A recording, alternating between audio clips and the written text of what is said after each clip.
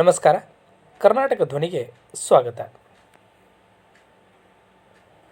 ದರ್ಶನ್ ಹಾಗೂ ಅವರ ಆಪ್ತೆ ಪವಿತ್ರ ಅವರನ್ನು ಕಸ್ಟಡಿಗೆ ಪಡೆಯಲಾಗಿದೆ. ತಮ್ಮ ಸ್ನೇಹಿತೆಗೆ ಅಶ್ಲೀಲ ಸಂದೇಶ ಕಳುಹಿಸಿದ್ದ ಎಂಬ ಕಾರಣಕ್ಕೆ ಚಿತ್ರದುರ್ಗದ ರೇಣುಕಸ್ವಾಮಿ ಎಂಬುವರನ್ನು ಕೊಲೆ ಮಾಡಿದ್ದಂತಹ ಆರೋಪದಡಿ ನಟ ದರ್ಶನ್ ತೂಗುದೀಪ ಹಾಗೆ ಅವರ ಸ್ನೇಹಿತೆ ಪವಿತ್ರ ಗೌಡ ಸೇರಿ 13 ಮಂದಿಯನ್ನು ಬಂಧಿಸಿರುವಂಥ ಕಾಮಾಕ್ಷಿಪಾಳ್ಯ ಠಾಣೆ ಪೊಲೀಸರು ಹೆಚ್ಚಿನ ವಿಚಾರಣೆಗಾಗಿ 6 ದಿನ ಕಸ್ಟಡಿಗೆ ಪಡ್ಕೊಂಡಿದ್ದಾರೆ. ಉತ್ತರಹಳ್ಳಿ ಮುಖ್ಯ ರಸ್ತೆಯಲ್ಲಿರುವಂಥ ಸ್ಟೋನ್ ಬ್ರೂಕ್ ಹೋಟೆಲ್ ಮಾಲೀಕ ವಿ ವಿನಯ್, ದರ್ಶನ್ ಅವರ ಮ್ಯಾನೇಜರ್ ಆರ್ ನಾಗರಾಜ್, ಆಪ್ತ ಲಕ್ಷ್ಮಣ್, ಹೋಟೆಲ್ ಉದ್ಯಮಿ ಎಸ್ ಪ್ರದೋಷ್, ಪವಿತ್ರ ಗೌಡ ಅವರ ಸ್ನೇಹಿತ K Pavan, Deepak Kumar, Nandish, Darshan fans association ಅಧ್ಯಕ್ಷ ಕಾರ್ತಿಕ್, ಬನ್ನೇರುಘಟ್ಟದ ನಿವಾಸಿ ನಿಖಿಲ್ ನಾಯಕ್, ಕೇಶವಮೂರ್ತಿ ಹಾಗೂ ದರ್ಶನ್ ಅಭಿಮಾನಿ ಬಳಗದ ಅಧ್ಯಕ್ಷರಾಗಿರುವಂಥ ರಾಘವೇಂದ್ರ ಅಲಿಯಾಸ್ ರಾಘು ಅವರು ಬಂಧಿತರು. ಇನ್ನು ಆರೋಪಿಗಳ ಮೊಬೈಲ್ ಜಪ್ತಿ ಮಾಡಿಕೊಳ್ಳಲಾಗಿದೆ. ಕೃತ್ಯ ನಡೆದ ಸ್ಥಳದಲ್ಲಿ ಹಾಗೂ ಮೃತದೇಹ ಎಸೆದ ಸ್ಥಳದಲ್ಲಿ ಲಭಿಸಿದ CCTV ಕ್ಯಾಮೆರಾ ದೃಶ್ಯಾವಳಿಗಳನ್ನು ಪೊಲೀಸರು ವಶಕ್ಕೆ ಪಡ್ಕೊಂಡಿದ್ದಾರೆ. ಸಿನಿಮಾವೊಂದರ ಚಿತ್ರೀಕರಣಕ್ಕೆ ತೆರಳಿದ್ದಂತಹ ದರ್ಶನ್ ಅವರು ಮೈಸೂರಿನ ಹೋಟೆಲ್ನಲ್ಲಿ ವಾಸ್ತವ್ಯ ಮಾಡಿದರು. ಮಂಗಳವಾರ ಬೆಳಿಗ್ಗೆ ಮೈಸೂರಿಗೆ ತೆರಳಿದಂತಹ ಪೊಲೀಸರು ದರ್ಶನ್ ಅವರನ್ನು ವಶಕ್ಕೆ ಪಡೆದು ನಗರಕ್ಕೆ ಕರೆತಂದಿದ್ದರು. ನಂತರ ದರ್ಶನ್ ಅವರ ಸ್ನೇಹಿತೆ ಪವಿತ್ರ ಗೌಡ ಅವರನ್ನು ಕೂಡ ಬಂಧಿಸಿದರು. ಆರೋಪಿಗಳನ್ನು ಬೋರಿಂಗ್ ಆಸ್ಪತ್ರೆಯಲ್ಲಿ ವೈದ್ಯಕೀಯ ಪರೀಕ್ಷೆಗೆ ಒಳಪಡಿಸಿ ಮ್ಯಾಜಿಸ್ಟ್ರೇಟ್ ಕೋರ್ಟ್ಗೆ ಹಾಜರುಪಡಿಸಲಾಯಿತು. ನ್ಯಾಯಾಲಯ ಆರೋಪಿಗಳನ್ನು ಒಟ್ಟು 6 ದಿನ ಪೊಲೀಸ್ ಕಸ್ಟಡಿಗೆ ನೀಡಿ ಆದೇಶವನ್ನು ಮಾಡಿದೆ. ಚಿತ್ರದುರ್ಗದ ಫಾರ್ಮಸಿಯೊಂದರಲ್ಲಿ ಕೆಲಸ ಮಾಡ್ತಾ ಇದ್ದಂಥ ರೇಣುಕಸ್ವಾಮಿ ಅವರು ಸಾಮಾಜಿಕ ಮಾಧ್ಯಮದಲ್ಲಿ ಪವಿತ್ರ ಗೌಡ ಅವರ ಬಗ್ಗೆ ನಿಂದನೆ ಹಾಗೂ ಅಶ್ಲೀಲ ಸಂದೇಶ ಕಳುಹಿಸಿದರು ಎಂದು ಹೇಳಲಾಗ್ತಾ ಇದೆ. ಪವಿತ್ರ ಅವರಿಂದಾಗಿಯೇ ದರ್ಶನ್ ಕುಟುಂಬದಲ್ಲಿ ಬಿರುಕು ಮೂಡಿದೆ ಎಂದು ಕೂಡ ರೇಣುಕಸ್ವಾಮಿ ಬರೆದಿದ್ದರು. ಇದಕ್ಕೆ ಕೆಲವರು ಪ್ರತಿಕ್ರಿಯೆಯನ್ನು ಕೂಡ ನೀಡಿದರು. ರೇಣುಕಸ್ವಾಮಿ ಬರಹಕ್ಕೆ ಯಾರೂ ಪ್ರತಿಕ್ರಿಯಿಸುವುದು ಬೇಡ, ಸದ್ಯದಲ್ಲೇ ಉತ್ತರ ಸಿಗಲಿದೆ ಎಂದು ಪವಿತ್ರ ಗೌಡ ಪ್ರತಿಕ್ರಿಯೆಯನ್ನು ನೀಡಿದರು. ರೇಣುಕಸ್ವಾಮಿ ಬರಹದ ವಿಷಯವನ್ನು ಪವಿತ್ರ ಅವರು ದರ್ಶನ್ ಅವರಿಗೆ ತಿಳಿಸಿದರು. ದರ್ಶನ್ ತಮ್ಮ ಆಪ್ತರಿಗೆ ಈ ವಿಷಯವನ್ನು ತಿಳಿಸಿದರು. ನಂತರ ಸಿಟ್ಟಿಗಿದ್ದ ತಂಡ ಕೊಲೆಗೆ ಸಂಚು ರೂಪಿಸಿತ್ತು ಎಂದು ಪೊಲೀಸ್ ಮೂಲಗಳು ಹೇಳಿವೆ. ಜೂನ್ 8ರಂದು ರೇಣುಕಸ್ವಾಮಿ ಅವರನ್ನು ಆರೋಪಿ ರಾಘವೇಂದ್ರ ನೇತೃತ್ವದಲ್ಲಿ ಚಿತ್ರದುರ್ಗದಿಂದ ಅಪಹರಿಸಿ ಬೆಂಗಳೂರಿಗೆ ಕರ್ಕೊಂಡು ಬರಲಾಗಿತ್ತು. ಪಟ್ಟಣಗೆರೆಯ ಶೆಡ್ಗೆ ಕರೆತಂದು ಹಲ್ಲೆ ನಡೆಸಿ ಕೊಲೆ ಮಾಡಲಾಗಿತ್ತು. ಮೃತದೇಹವನ್ನು ಸುಮನಹಳ್ಳಿ ಸೇತುವೆ ಬಳಿಯ ಕಾಲುವೆಗೆ ಎಸೆದು ಆರೋಪಿಗಳು ಪರಾರಿಯಾಗಿದ್ದರು. ಆರೋಪಿಗಳು ಮೃತದೇಹವನ್ನು ಸ್ಕಾರ್ಪಿಯೋದಲ್ಲಿ ಸಾಗಿಸ್ತಾ ಇರುವಂತಹ ಹಾಗೂ ಕಾಲುವೆಗೆ ತಂದು ಎಸೆಯುತ್ತಿರುವಂತಹ ದೃಶ್ಯ CCTV ಕ್ಯಾಮೆರಾದಲ್ಲಿ ಸೆರೆಯಾಗಿದೆ ಎಂದು ಪೊಲೀಸರು ತಿಳಿಸಿದ್ದಾರೆ. ಇನ್ನು ಇಬ್ಬರ ನಡುವೆ ಜಗಳ. ಕೆಲವು ತಿಂಗಳ ಹಿಂದೆ ಪವಿತ್ರ ಗೌಡ ಅವರು ಸಾಮಾಜಿಕ ಮಾಧ್ಯಮದಲ್ಲಿ ನಮ್ಮ ಸಂಬಂಧಕ್ಕೆ 10 ವರ್ಷ ಎಂದು ಪೋಸ್ಟ್ ಹಾಕಿದ್ದರು. ಈ ಪೋಸ್ಟ್ಗೆ ದರ್ಶನ್ ಅವರ ಪತ್ನಿ ವಿಜಯಲಕ್ಷ್ಮಿ ರೀಪೋಸ್ಟ್ ಮಾಡಿ ಎಚ್ಚರಿಕೆಯನ್ನು ರವಾನಿಸಿದರು. ವಿಜಯಲಕ್ಷ್ಮಿ ಪರವಾಗಿ ಹಲವು ಮಂದಿ ಪ್ರತಿಕ್ರಿಯೆಯನ್ನು ನೀಡಿದರು. ಆಗಲೂ ರೇಣುಕಸ್ವಾಮಿ ಕಮೆಂಟ್ ಹಾಕಿದರು. ವಿಜಯಲಕ್ಷ್ಮಿ ಹಾಗೂ ಪವಿತ್ರ ಗೌಡ ಮಧ್ಯೆ ಸಾಮಾಜಿಕ ಮಾಧ್ಯಮದಲ್ಲಿ ಪರಸ್ಪರ ಟೀಕೆ, ಆರೋಪಗಳ ವಿನಿಮಯ ನಡೆಯುತ್ತಾ ಇತ್ತು ಎಂದು ಹೇಳಲಾಗಿದೆ. ಇನ್ನು ರೇಣುಕಸ್ವಾಮಿ ದರ್ಶನ್ ಕಟ್ಟ ಅಭಿಮಾನಿ. ಎಕ್ಸ್ನಲ್ಲಿ ರೆಡ್ಡಿಯವರು 2205 ಎಂಬ ಖಾತೆ ತೆರೆದು ನಮ್ಮ ಡಿ ಬಾಸ್ ಮತ್ತು ಅತ್ತಿಗೆ ವಿಜಯಲಕ್ಷ್ಮಿ ಅವರಿಂದ ದೂರ ಇರಬೇಕು, ಅವರ ಕುಟುಂಬಕ್ಕೆ ತೊಂದರೆ ಕೊಡಬೇಡಿ ಪ್ಲೀಸ್ ಎಂದು ನಿರಂತರವಾಗಿ ಪವಿತ್ರ ಗೌಡ ಜೊತೆ ಚಾಟ್ ಮಾಡಿದ್ದಾನೆ, ಜೊತೆಗೆ ಅಶ್ಲೀಲವಾಗಿಯೂ ಚಾಟ್ ಮಾಡಿದ್ದಾನೆ ಎಂದು ಹೇಳಲಾಗ್ತಾ ಇದೆ. ಇನ್ನು ಗಾಯ ನೋಡಿ ಕೊಲೆ ಪ್ರಕರಣ ದಾಖಲು ಮಾಡಿಕೊಳ್ಳಲಾಗಿತ್ತು. ಇನ್ನು ಸುಮನಹಳ್ಳಿ ಅನುಗ್ರಹ ಅಪಾರ್ಟ್ಮೆಂಟ್ನ ಸೆಕ್ಯೂರಿಟಿ ಆಫೀಸರ್ ಕೇವಲ್ ರಾಮ್ಜಿ ಅವರು ಜೂನ್ 9ರಂದು ನೀಡಿದ ದೂರು ಆಧರಿಸಿ ತನಿಖೆ ನಡೆಸಿದ ಪೊಲೀಸರು ಆರೋಪಿಗಳನ್ನು ಪತ್ತೆ ಹಚ್ಚುವಲ್ಲಿ ಯಶಸ್ವಿಯಾಗಿದ್ದಾರೆ.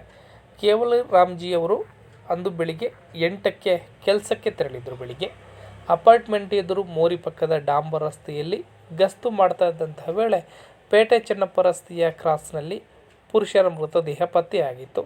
ಅವರು ತಕ್ಷಣವೇ ಕಾಮಾಕ್ಷಿಪಾಳ್ಯ ಠಾಣೆಗೆ ಪೊಲೀಸರಿಗೆ ಮಾಹಿತಿ ನೀಡಿದರು. ಸ್ಥಳಕ್ಕೆ ಬಂದಿದ್ದಂತಹ ಪೊಲೀಸರು ಮೃತದೇಹವನ್ನು ಪರಿಶೀಲನೆ ಮಾಡಿದರು. ಅಷ್ಟರಲ್ಲಿ ಮೃತದೇಹವನ್ನು ನಾಯಿಗಳು ಎಳೆದಾಡಿ ಕಾಲುವೆಯಿಂದ ಹೊರಕ್ಕೆ ತಂದಿದ್ವು. ಮೃತದೇಹದ ಮುಖದ ಮೇಲೆ ಗಾಯದ ಗುರುತು, ಮುಖ, ತಲೆ ಹಾಗೂ ಕಿವಿ ಭಾಗಕ್ಕೆ ಬಲವಾದ ಪೆಟ್ಟು ಬಿದ್ದಿರುವುದನ್ನು ಗಮನಿಸಿ ಕೊಲೆ ಪ್ರಕರಣ ದಾಖಲಿಸಿಕೊಂಡು ತನಿಖೆ ಆರಂಭ ಮಾಡಲಾಗಿತ್ತು. ಆರಂಭದಲ್ಲೇ ಕೆಲವು ಪುರಾವೆಗಳು ಲಭಿಸಿದ್ದು, ಅದನ್ನು ಆಧರಿಸಿ ತನಿಖೆ ಮುಂದುವರಿಸಿದಾಗ ಕೊಲೆ ಪ್ರಕರಣದಲ್ಲಿ ದರ್ಶನ್ ಪಾತ್ರ ಇರುವುದು ಪತ್ತೆಯಾಯಿತು ಎಂದು ಪೊಲೀಸ್ ಅಧಿಕಾರಿಯೊಬ್ಬರು ಹೇಳಿದ್ದಾರೆ. ಹಿರಿಯ ಪೊಲೀಸ್ ಅಧಿಕಾರಿಗಳಿಗೆ ಕರೆ ಮಾಡಿದ್ದ ಕಾಮಾಕ್ಷಿ ಠಾಣೆಯ ಪೊಲೀಸರು ಮೃತದೇಹ ಸಿಕ್ಕಿರುವ ಮಾಹಿತಿಯನ್ನು ಭಾನುವಾರ ಬೆಳಗ್ಗೆ ನೀಡಿದರು. ಕೊಲೆಯ ಶಂಕೆ ವ್ಯಕ್ತಪಡಿಸಿದರು. ಎಲ್ಲ ಆಯಾಮಗಳಲ್ಲೂ ತನಿಖೆ ನಡೆಸುವಂತೆ ಹಿರಿಯ ಅಧಿಕಾರಿಗಳು ಸೂಚನೆಯನ್ನು ಕೂಡ ನೀಡಿದರು. ಅದರಂತೆ ತನಿಖೆ ನಡೆಸಿದಾಗ ಕೊಲೆ ರಹಸ್ಯ ಬಯಲಾಯಿತು ಎಂದು ಪೊಲೀಸ್ ಮೂಲಗಳು ಹೇಳಿವೆ. ಇನ್ನು ಆರೋಪಿ ವಿನಯ್ ಅವರ ಮಾವ ಜಯಣ್ಣ ಅವರಿಗೆ ಸೇರಿದ ಪಟ್ಟಣಗೆರೆ ಶೆಡ್ನಲ್ಲಿ ಆರೋಪಿಗಳು ರೇಣುಕಾಸ್ವಾಮಿಗೆ ಚಿತ್ರಹಿಂಸೆಯನ್ನೇ ನೀಡಿ ಕೊಲೆ ಮಾಡಿರುವುದು ಪೊಲೀಸ್ ತನಿಖೆಯಿಂದ ಗೊತ್ತಾಗ್ತಾ ಇದೆ. ಆರೋಪಿಗಳು ಮರ್ಮಾಂಗಕ್ಕೆ ಒದ್ದಿದ್ದಾರೆ. ಸಿಗರೆಟ್ನಿಂದ ಮೈ, ಕೈ ಮತ್ತು ಕಾಲುಗಳನ್ನು ಸುಟ್ಟಿದ್ದಾರೆ. ನಂತರ ಬೆಲ್ಟ್, ಮರದ ತುಂಡು ಹಾಗೆ ಆಯುಧಗಳಿಂದ ಹಲ್ಲೆ ನಡೆಸಿದ ಪರಿಣಾಮ ರೇಣುಕಾಸ್ವಾಮಿ ಸ್ಥಳದಲ್ಲೇ ಮೃತಪಟ್ಟಿದ್ದಾರೆ ಎಂದು ಪೊಲೀಸರು ಮಾಹಿತಿಯನ್ನು ನೀಡಿದ್ದಾರೆ. ಆರೋಪಿಗಳು ಒಂದು ವಾರದ ಹಿಂದೆ ರೇಣುಕಾಸ್ವಾಮಿ ಅವರನ್ನು ನಗರಕ್ಕೆ ಕರೆತರುವ ಪ್ರಯತ್ನ ಮಾಡಿದ್ರು. ಯುವತಿ ಸೋಗಿನಲ್ಲಿ ಸಂಚು ರೂಪಿಸಿ ಸಂದೇಶವನ್ನು ಕಳಿಸ್ತಾ ಇದ್ರು. ಅದು ಸಾಧ್ಯ ಆಗಲಿಲ್ಲ. ಹಾಗಾಗಿ ಜೂನ್ 8ರಂದು ಚಿತ್ರದುರ್ಗಕ್ಕೆ ರಾಘವೇಂದ್ರ ನೇತೃತ್ವದಲ್ಲಿ ತೆರಳಿದ್ದಂತಹ ತಂಡ ರೇಣುಕಾಸ್ವಾಮಿ ಅವರನ್ನು ನಗರಕ್ಕೆ ಕರೆತಂದಿತ್ತು. ಅದೇ ದಿನ ಮಧ್ಯಾಹ್ನ 3ರ ಸುಮಾರಿಗೆ ಶೆಡ್ಗೆ ಕರೆದೊಯ್ದು ಹಲ್ಲೆ ನಡೆಸಲಾಗಿದೆ. ಈ ಸಮಯದಲ್ಲಿ ದರ್ಶನ್ ಅವರಿಗೆ ಸೇರಿದಂಥ ಕೆಂಪು ಬಣ್ಣದ ಜೀಪು, ಮತ್ತೊಂದು ಸ್ಕಾರ್ಪಿಯೋ ಶೆಡ್ ಆವರಣಕ್ಕೆ ತೆರಳಿರುವುದು CCTV ಕ್ಯಾಮರಾದಲ್ಲಿ ಸೆರೆಯಾಗಿದೆ. ಕೃತ್ಯ ನಡೆಯುತ್ತಿದ್ದ ಸಂದರ್ಭದಲ್ಲಿ ಹಲವು ಕಡೆ ದರ್ಶನ್, ಪವಿತ್ರ ಗೌಡ ಇರುವಂತಹ ದೃಶ್ಯಾವಳಿ ಲಭಿಸಿದೆ ಎಂದು ಪೊಲೀಸರು ತಿಳಿಸಿದ್ದಾರೆ. ಜಯಣ್ಣ ಅವರು ತಮ್ಮ ಸ್ಥಳವನ್ನು ಬೇರೆಯವರಿಗೆ ಬಾಡಿಗೆಗೆ ನೀಡಿದ್ರು. ಸಾಲ ಮರುಪಾವತಿಸದ ಮಾಲೀಕರಿಂದ ಜಪ್ತಿ ಮಾಡಿಕೊಂಡ ವಾಹನಗಳನ್ನು ಫೈನಾನ್ಸ್ ಕಂಪನಿಯವರು ಈ ಸ್ಥಳದಲ್ಲಿ ನಿಲುಗಡೆ ಮಾಡ್ತಾ ಇದ್ರು. ಈ ಸ್ಥಳಕ್ಕೆ ವಿನಯ್ ಜೊತೆ ದರ್ಶನ್ ಆಗಾಗ ಬರ್ತಾ ಇದ್ರು ಎಂದು ಹೇಳಲಾಗ್ತಾ ಇದೆ. ಮೊದಲು 4 ಆರೋಪಿಗಳು ಶರಣಾಗಿದ್ದಾರೆ. ಮೊಬೈಲ್ ಲೊಕೇಶನ್ ಹಾಗೂ ದೃಶ್ಯಾವಳಿ ಆಧರಿಸಿ ಭಾನುವಾರ ಮಧ್ಯಾಹ್ನ ಕೆಲವರಿಗೆ ಕರೆ ಮಾಡಿ ವಿಚಾರಣೆಗೆ ಬರುವಂತೆ ಸೂಚನೆ ನೀಡಲಾಗಿತ್ತು. ಅವರು ನೀಡಿದ ಮಾಹಿತಿ ಆಧರಿಸಿ 7 ಮಂದಿಯನ್ನು ಬಂಧಿಸಲಾಗಿತ್ತು. ಅವರು ದರ್ಶನ್ ಹಾಗೂ ಪವಿತ್ರ ಗೌಡ ಅವರ ಹೆಸರನ್ನು ಕೂಡ ಹೇಳಿದರು. ಎಲ್ಲರೂ ಸೇರಿಕೊಂಡು ಅಪಹರಣ ಮಾಡಿ ಕೊಲೆಗೆ ಸಂಚನ್ನು ರೂಪಿಸಿದರು ಎಂದು ಪೊಲೀಸರು ಮಾಹಿತಿಯನ್ನು ನೀಡಿದ್ದಾರೆ. ದರ್ಶನ್ ವಿರುದ್ಧದ ಪ್ರಕರಣಗಳು ಯಾವ್ಯಾವುದು ಅನ್ನೋದನ್ನು ನೋಡೋದಿದ್ರೆ, ಪತ್ನಿ ವಿಜಯಲಕ್ಷ್ಮಿ ಮೇಲೆ ಹಲ್ಲೆ ನಡೆಸಿದ ಆರೋಪದಡಿ ದರ್ಶನ್ ವಿರುದ್ಧ 2011ರಲ್ಲಿ ಪ್ರಕರಣ ದಾಖಲಾಗಿತ್ತು. ಈ ಪ್ರಕರಣದಲ್ಲಿ ದರ್ಶನ್ ಅವರು 28 ದಿನ ಜೈಲಿನಲ್ಲಿ ಇದ್ದರು. 2019ರಲ್ಲಿ ಸಿನಿಮಾ ಚಿತ್ರೀಕರಣದ ವೇಳೆ ಸಹನಟನ ಮೇಲೆ ದರ್ಶನ್ ಹಲ್ಲೆ ನಡೆಸಿದರು ಎನ್ನಲಾಗ್ತಾ ಇದೆ. ಆದರೆ ದೂರು ದಾಖಲಾಗಿ ಇರಲಿಲ್ಲ. 2021ರಲ್ಲಿ ಸಾಲ ಹಾಗೂ ವಂಚನೆ ಸಂಬಂಧ ನಿರ್ಮಾಪಕರೊಬ್ಬರು ಹಾಗೂ ದರ್ಶನ್ ನಡುವೆ ಆರೋಪ ಪ್ರತ್ಯಾರೋಪ ನಡೆದಿತ್ತು. ಇನ್ನು ಮೈಸೂರಿನ ಹೋಟೆಲ್ ಸಿಬ್ಬಂದಿಯ ಮೇಲೆ ದರ್ಶನ್ ಅವರು ಹಲ್ಲೆ ನಡೆಸಿದ್ದಾರೆ ಎಂದು ನಿರ್ದೇಶಕರೊಬ್ಬರು ಆರೋಪಿಸಿದರು. ಪೊಲೀಸರು ಹೋಟೆಲ್ಗೆ ತೆರಳಿ ತನಿಖೆಯನ್ನು ನಡೆಸಿದರು. ಇನ್ನು ಕಾಟೇರಿ ಸಿನಿಮಾ ಯಶಸ್ಸಿಗೆ ಸಂಬಂಧಿಸಿ ಬೆಂಗಳೂರಿನ ಜೆಟ್ಲ್ಯಾಗ್ ಪಬ್ನಲ್ಲಿ ಪಾರ್ಟಿಯನ್ನು ಆಯೋಜನೆ ಮಾಡಲಾಗಿತ್ತು. ದರ್ಶನ್ ಸೇರಿ ಹಲವರು ನಿಯಮವನ್ನು ಉಲ್ಲಂಘಿಸಿ ತಡರಾತ್ರಿವರೆಗೆ ಪಾರ್ಟಿ ನಡೆಸಿದ ಆರೋಪ ಕೂಡ ಅವರ ಮೇಲಿತ್ತು. ಸುಬ್ರಹ್ಮಣ್ಯ ನಗರ ಪೊಲೀಸ್ ಠಾಣೆಯಲ್ಲಿ ಪ್ರಕರಣ ದಾಖಲಾಗಿತ್ತು. ದರ್ಶನ್ ಅವರನ್ನು ಪೊಲೀಸರು ವಿಚಾರಣೆಯನ್ನು ನಡೆಸಿದರು. ಇನ್ನು ದರ್ಶನ್ ಅವರನ್ನು ನಗರಕ್ಕೆ ಕರೆತಂದ ಬಳಿಕ ಅನ್ನಪೂರ್ಣೇಶ್ವರಿ ನಗರದ ಠಾಣೆಯಲ್ಲಿ ವಿಚಾರಣೆ ನಡೆಸಲಾಯಿತು.